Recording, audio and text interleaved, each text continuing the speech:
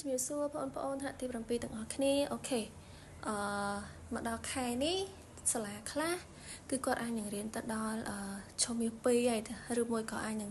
កំពុងតែរៀននៅក្នុងមេរៀនតទៅមួយខ្យល់ហើយយើងក៏ដឹងដែរថាខ្យល់របស់យើងហ្នឹងគឺមានឧស្ម័នច្រើននៅក្នុងហ្នឹង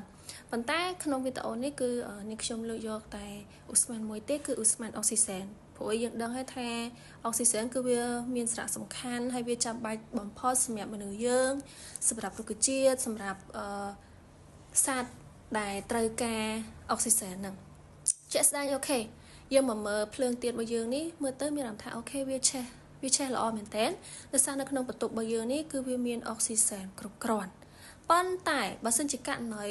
អត់បន្ទប់បិទជិតឆឹងហើយមានអារម្មណ៍ថាហប់ហើយយើងអត់ភ្លើងទៀនបែបហ្នឹងវាអាចនឹងធ្វើឲ្យភ្លើងទៀនរបស់យើងហ្នឹងវាអត់សូវភ្លឺខ្លាំងល្អបែបហ្នឹងទេដោយសារអីដោយសារតែវា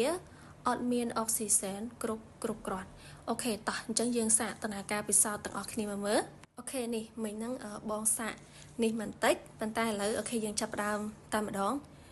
អូខេនេះ